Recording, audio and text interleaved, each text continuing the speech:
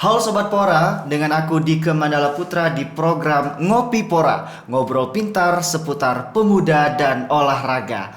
Nah, di episode kali ini kita akan ngobrol dan ngulik secara dalam salah satu atlet yang membanggakan Provinsi Sumatera Selatan. Bukan hanya itu, tapi juga membanggakan Indonesia khususnya. Nah, atlet ini sempat dijuluki dengan gelar Ratu Lompat Galah Indonesia. Dengan prestasi rekor Indonesia lompat galah tertinggi dengan lompatan 4,10 meter. Pasti Sobat Pora dimanapun berada akan penasaran dengan salah satu bintang tamu kita hari ini. Aku udah kedatangan Kak Desi. Ini dia Kak Desi. Selamat datang Kak Desi di Ngopi Pora di Dispora Sumatera Selatan. Sehat Kak Desi? Alhamdulillah sehat. Gimana kabarnya untuk persiapan? Pasti sebagai pelatih juga ya Kak ya. Siap. Bagaimana untuk persiapan sebagai pelatih ini Kak? Kabarnya? Kalau sekarang kan saya statusnya pelatih PPLP Sumatera Selatan. Di mana itu kan ada atletik juga. Saya megang khusus di nomor lompat jauh sama lompat jangkit. Oke, jadi sekarang itu sebagai pelatih. Dan pastinya sebelum menjadi seorang pelatih ini Kak Desi ini mengukir sebanyak banget prestasi.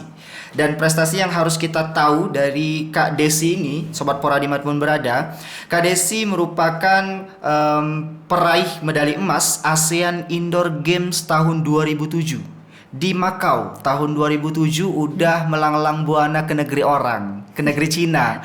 Ini sebagai medali emas pula, luar biasa ini Kak Desi. Kemudian medali perunggu ASEAN Indoor Games tahun 2009 di Hanoi. Itu medali perunggu. Kemudian medali perunggu ASEAN Championship tahun 2002 di Colombo, Sri Lanka. di Sri Lanka. Itu 2002 itu saya baru usia 1 tahun. 2001 saya lahir. Tapi Kak Desi ini udah melanglang buana ke luar negeri, ini luar biasa. Ada juga medali perunggu di Asian Championship tahun 2003. Itu di Manila. Peraih medali emas SEA Games tahun 2001 di Malaysia. Kuala Lumpur. 2001 sama 2003. 2003 itu medali emas di SEA Games. Itu dengan cabang atletik lompat galah. Lompat galah luar biasa. Di tahun 2001 saya baru lahir Kak Desi udah luar negeri. Iya luar biasa. Kemudian medali emas SEA Games tahun 2003 Hanoi. Kemudian medali perunggu SEA Games tahun 2011 di Jakarta. Palembang. Waktu itu SEA Games tahun 2011 ya. Tapi bertandingnya di Palembang.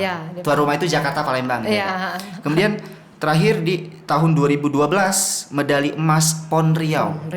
Nah ini di tahun 2012 ini terakhir ikut atau gimana Kak? Terakhir ikut saya jadi atlet itu 2016 di Jawa Barat. Di Jawa Barat. Akhirnya sekarang bekinerja sebagai pelatih. Ya, sebagai pelatih dan juga pegawai Dispora. Oke, ini menarik. Nanti kita bahas kenapa bisa menjadi seorang ASN ya. Awalnya atlet gitu ya. Nah, sebelum kita berbicara lebih dalam, Kak Desi boleh dong diceritain awalnya bisa menjadi seorang atlet khususnya di lompat galah. Boleh diceritain? Saya mulai latihan lompat galah itu di Platnas. Awal masuk Platnas itu akhir 97. Udah di Jakarta masuk Platnas dengan nomor lompat jauh, lompat jangkit. Setahun prestasi kan nggak naik. Mau dipulangkan ke daerah karena prestasinya nggak bagus. Sama pelatih lompat tinggi galah, saya diambil. Kamu ikut latihan lompat galah aja. Di Platnas. Akhirnya ikut lompat galah, nggak taunya nasib bagus di situ. Nomornya juga belum banyak kan yang tahu. Sudah itu latihan, ikut bertanding, nggak taunya bisa juara, terus bisa megang rekor juga. Rekor nasional. Jadi juara pertama itu di tahun 2001. Juara pertama itu PON 2000. PON 2000 di Surabaya. Di Surabaya. Jadi berbicara tentang asal daerah, Kak Desi ini Palembang. Awalnya saya Nusa Tenggara Barat, NTB. Nusa Tenggara Barat, NTB. Tahun 2004 karena Palembang tuan rumah PON. Saya diminta untuk memperkuat tim Sumsel di atletiknya. Jadi saya hijrah ke Palembang. Hijrah di tahun 2004. Iya. Dan berkarir ya di Palembang sampai sekarang. Sampai sekarang. Dan akhirnya bisa meraih rekor Indonesia. Iya. Di tahun 2000. Di tahun 2000. Iya. Wow, ini awal mulai itu di tahun 1909. 2000 awal berkarirnya. Awal karir di lompat galah itu 99.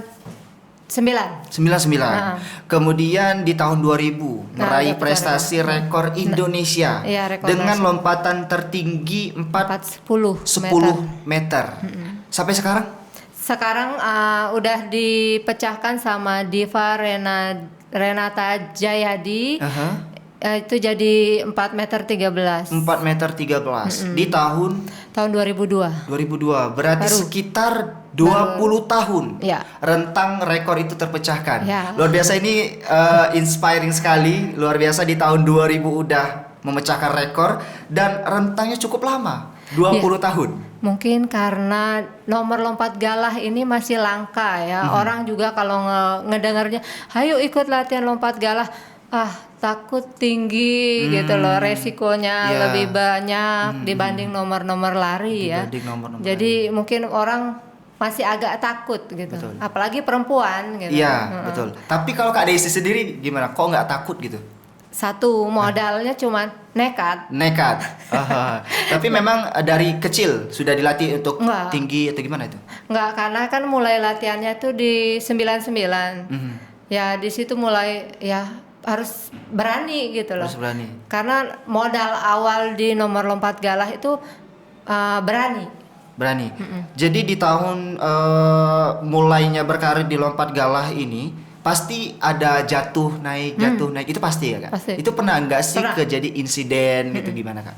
Pernah patah galah 4 kali, jatuh kelepas tangan kanan, pegang galah dipental, pernah 2 kali. Galah jalan balik lagi, jatuh di tangan. Nggak sampai gitu. Tapi itu dilapisi kan Kak? Matras? Enggak. Kalau balik lagi ya jatuhnya di tartan. Ke tanah? Waduh. Kalau ke sana kan enak, iya, gitu, betul. Ada busa. Tapi sempat cedera? Kalau cedera yang terlalu serius enggak lah, cuman karena kita kan udah tahu tekniknya. Jatuh tuh ada tekniknya gitu loh. Betul. Kalau misal dipentalin galah juga ada tekniknya juga. Pasrah aja. Kalau kita ngelawan ya cedera kita. Iya, karena badan tadi pasti ngeras gitu kalau kita lawan gitu kan Kak. Gitu, oke. Berarti pasti ada tekniknya. Nanti kita bahas nih tekniknya gimana nih. Pasti atlet-atlet Sobat Pora dimanapun berada ini pasti pengen tahu gimana teknik dari Kak Desi ini. Apalagi ini sudah memberikan prestasi yang luar biasa bagi Indonesia, udah keluar negeri lagi, gitu. Nah, jadi Kak Desi berkaitan dengan lompat galah Indonesia ini, gimana sih awalnya Kak Desi ini bisa tertarik sih? Padahal kan banyak sih cabang lomba lain, kok bisa tertarik dengan lompat galah? Karena ngerasa tertantang ya, gitu. Nomor lompat galah cewek lagi gitu kan, orang-orang ngelihatnya wah seru ya, orang cewek lompat galah tinggi, jatuh gitu. Ada tantangannya aja sendiri. Kalau yang lari ya lari aja gitu loh, biasa. Tapi kalau sekarang ngelihatnya Kak Desi ini feminim. Tapi kalau orang-orang tuh biasa ngelihat kalau atlet itu tomboy, itu gimana kalau Kak Desi sendiri? Mungkin zaman dulu iya. Zaman masa atletnya iya. Iya. Tapi sekarang udah gak, karena 2016 udah pensiun. Dan sekarang berkarir sebagai seorang pelatih PPLP. Apa itu Kak PPLP? Pusat Pelatihan Pelajar. Di bawah naungan Kemenpora, terus Dispora Sumsel. Ya. Oh gitu. Jadi latihannya itu biasanya di mana gitu Kak? Di Jakabaring. Itu juga kan atlet PPLP itu terpusat di Wisma Atlet Jakabaring. Gitu. Jadi pasti ada cabang, maksudnya ada perlombaan atau kejuaraan tersendiri untuk PPLP. Ya. Nah, jadi ada persiapan pastinya sekarang ini. Gimana Kak persiapannya? Kalau untuk tahun ini ada kejurnas PPLP di Bangka Belitung. Di situ semua PPLP dari seluruh Indonesia bertanding di situ. Bertanding di situ. Dan Kak Desi sendiri ngelatih atau ada partner? Ngelatih. Ada partner lain?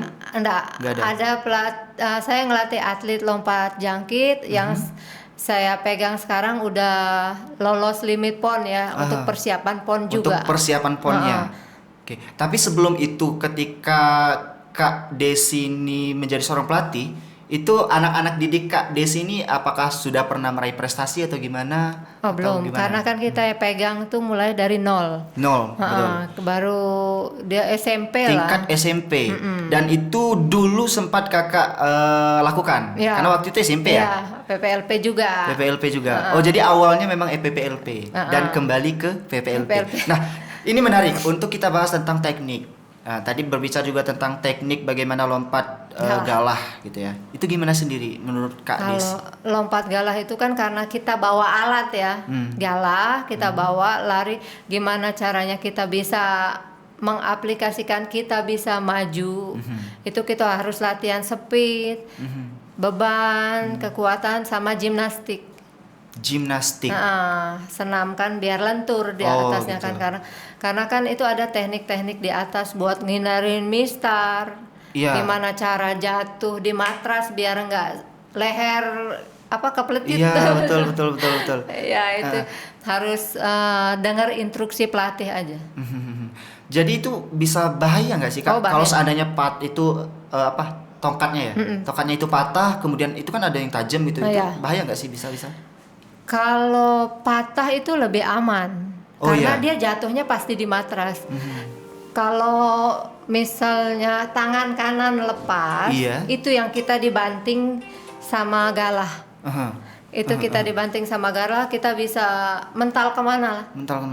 Itu jadi lebih aman kalau dia patah. Karena kan kegalah itu dia dari fiber. Kalau dia lengkung, kalau misalnya patah, kita dilempar ke depan.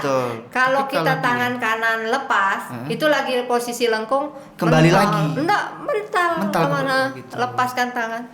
Jadi lebih bahaya. Dan itu ada tekniknya. Ada teknik. Ketika di kondisi lapangan ternyata galanya patah, ternyata nggak sampai ke titik tujuan gitu. Itu ada tekniknya sendiri. Itu gimana kalau Kak Desi? Kita jangan panik. Karena kalau panik kita sudah mulai bikin gerakan macam-macam, kita nggak tahu cara jatuhnya, bisa fatal. Bisa itu, cedera. Kalau seandainya terjadi insiden seperti itu Kak Desi, kemudian itu nilainya didis atau diulang kembali atau gimana? Biasanya didis.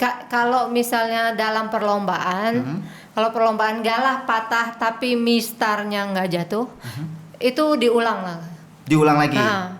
Kalau mistar jatuh baru dis. Dan itu otomatis nggak masuk gitu ya Kak? Gitu. Kan ada ketiga kesempatan lompat kalau di nomor lompat. Tapi kalau Kak Desi sendiri dengan banyaknya pengalaman, itu pernah nggak kejadian kayak gitu? Kalau bertanding saya jarang patah galah ya, kecuali kalau latihan yang itu. Kalau bertanding kita sudah siap. Betul.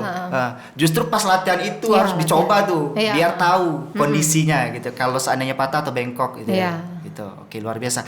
Nah, berbicara tentang prestasi tadi Kak Desi, ini kan udah banyak nih deretan prestasi yang Kak Desi ukir sejak tahun 2000-an sampai tahun 2012-2016. Nah, itu ada kesan-kesan sendiri nggak sih dari masing-masing prestasi itu?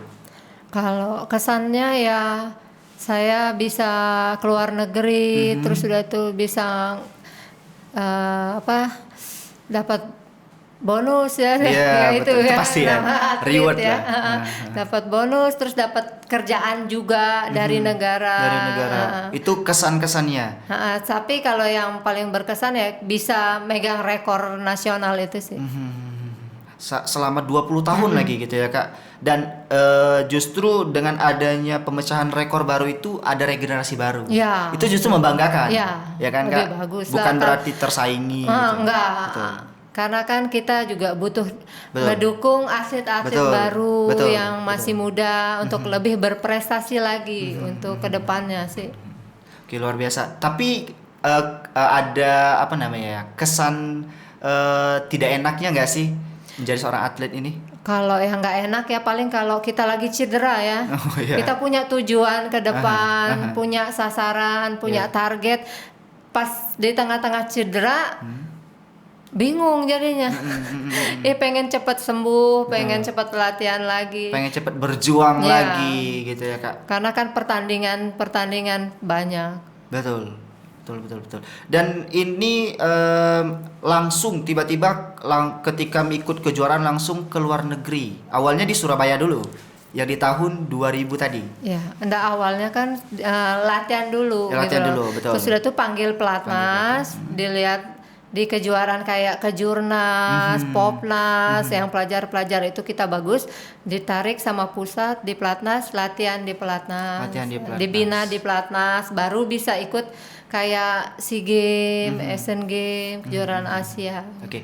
Nah, kalau sekarang Kak Desi ini kan sebagai seorang pelatih. Tadi sudah dibahas juga tentang teknik sebagai seorang lompat galah. Nah, kalau Kak Desi sendiri ketika mau lomba bertanding, kira-kira ada persiapan tersendiri nggak sih, baik mental, fisik? Itu bagi Kak Desi sendiri gimana? Yang pertama kali saya cek itu galah ya. Karena kan agak ribet bawa galah kita, apalagi ke luar negeri. Di dalam negeri aja kita susah bawa. Dengan panjang galahnya itu agak susah, karena kan maskapai kadang-kadang ada yang mau, ada yang nggak bisa gitu loh. Nah itu pertama cek galah dulu, ada luka apa enggak. Kalau dia luka itu bahaya, bisa patah. Luka artinya misalkan kegores, retak gitu. Karena kan itu dibuat dari fiber. Kalau dia kegores saja, udah nggak bisa pakai. Jadi kita mempersiapkan galah sendiri. Bukan dari yang menyelenggarakan. Bukan. Bawa sendiri, gotong sendiri, masuk lapangan bawa sendiri. Itu memang perjuangan banget gitu ya Kak. Tapi ketika Kak Desi ikut itu alhamdulillahnya nggak pernah.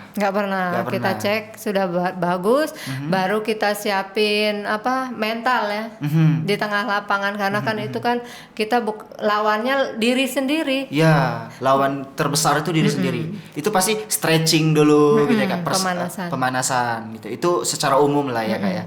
Oke, ini menarik juga untuk mengenai metode. Nah, kalau metode sendiri gimana Kak? Kalau metode sih tidak terlalu banyak ya, karena kembali karena itu nomor individu, kita yang yang ngatasin. Oke. Tapi kalau di Palembang sendiri peminat? Kalau peminat untuk di lompat galah susah ya Kak. Jangankan di Palembang, di pusat kayak di Jakarta aja sama yang di daerah-daerah lain itu agak kurang kalau nomor lompat galah. Kalau nomor-nomor lain mungkin banyak. Lari gitu. Itu kenapa? Karena takut tadi gitu ya Kak? Ya mungkin kayaknya karena takut, dan alat juga susah kalau nomor lompat galah kan. Oke. Tapi ada cabang untuk laki-lakinya? Ada. Laki-lakinya juga kurang atau gimana? Kurang juga? Peminatnya kurang. Oke, mungkin dari Kak Desi sendiri, supaya Sobat Pora nih jadi yakin nih Kak. Awalnya mungkin dia di atletik lain, tiba-tiba mau mencoba di atletik lompat galah ini, itu gimana ngeyakininnya Kak? Coba Kak. Karena kan ini nomor teknik, semua ada tekniknya ya, seharusnya jangan takut gitu. Kalau anak-anak yang nekat, berani itu lebih bagus. Itu aja sih. Ya. Kira-kira kalau untuk atletik lompat galah ini sendiri ada minimal berat badan atau gimana itu gitu? Kalau berat badan mungkin ya dia nggak boleh terlalu gemuk, over. Kalau tinggi harus tinggi sih sebenarnya. Harus tinggi. Karena kalau orang tinggi itu lebih menguntungkan jangkauan pegang galahnya, sudutnya ya kalau kita bilang. Ya. Berarti itu setiap lomba itu ada target tingginya ya Kak? Atau ada satang gitu kan? Ada panjang galahnya. Oke. Itu kalau seandainya tidak sampai artinya sudah gugur gitu ya. Sistemnya gitu ya Kak. Dan kalau sampai berarti meningkat lagi di tingkat selanjutnya. Naik lagi. Oh, semakin naik gitu Kak. Oke. Menarik juga untuk kita bahas bahwa pasti teman-teman atau Sobat Pora yang ada di rumah ini mereka paling atlet gitu ya, sebagai atlet lari gitu ya kan Kak, atlet mungkin di cabang lomba lain. Nah, mungkin akan lebih percaya untuk yakin dan mengikuti cabang lomba yang ini gitu. Karena saingannya kan kurang, apalagi nomor lompat galah cewek.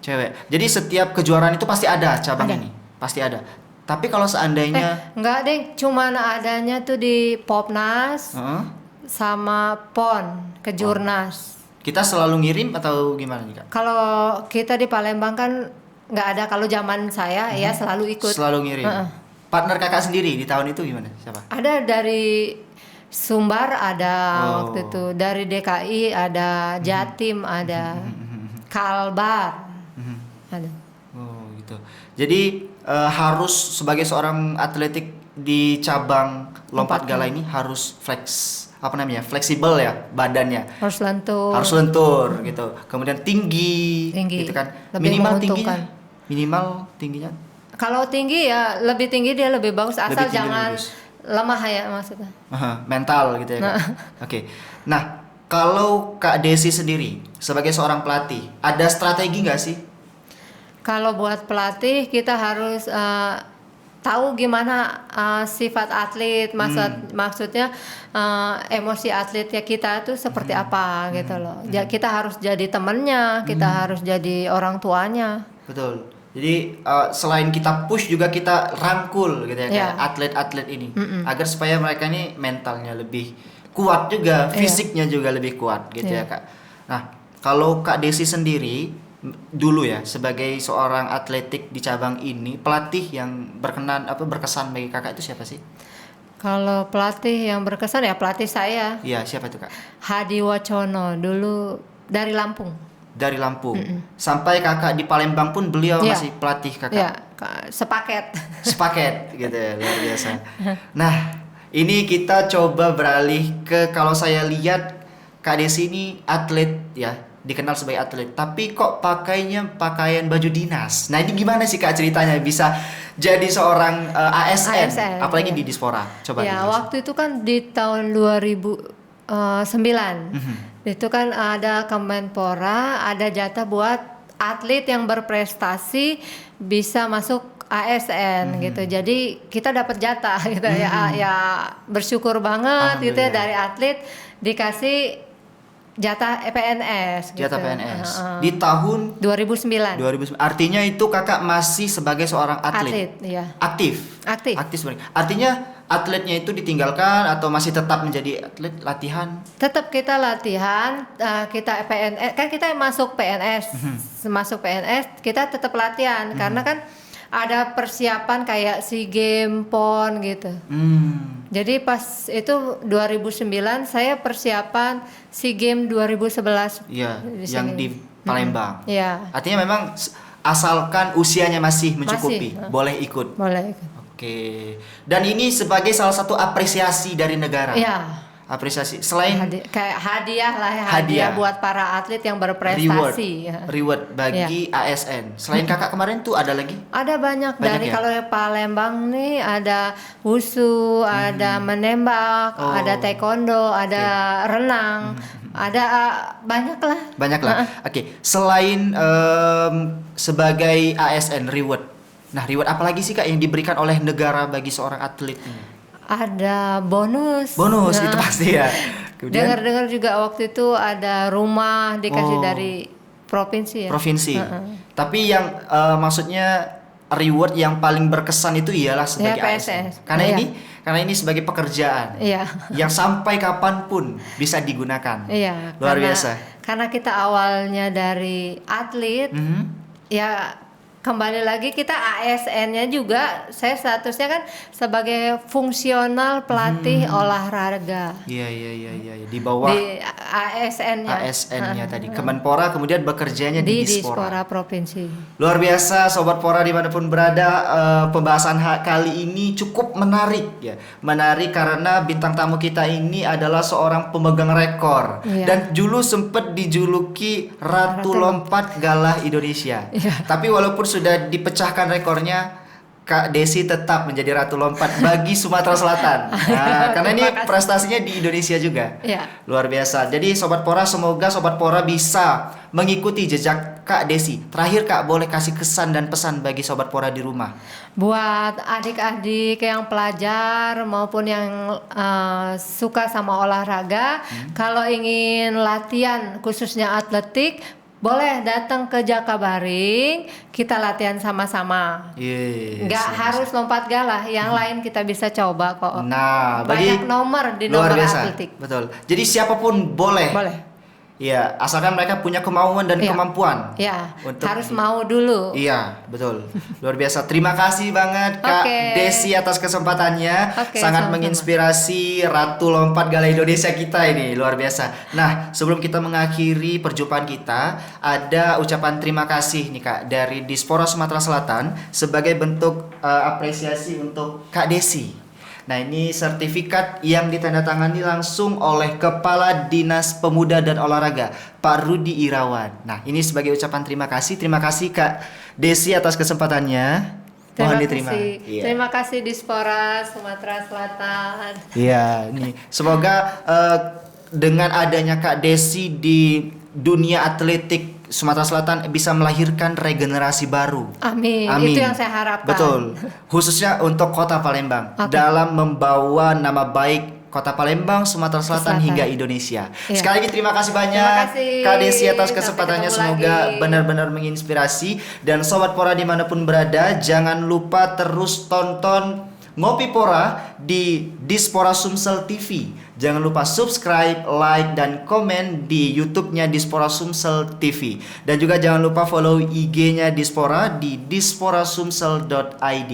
Terima kasih banyak atas segala kesempatannya. Saya Dika Mandala Putra, pamit undur diri. Terima kasih. Wassalamualaikum warahmatullahi wabarakatuh. Terima kasih Kak. Oke.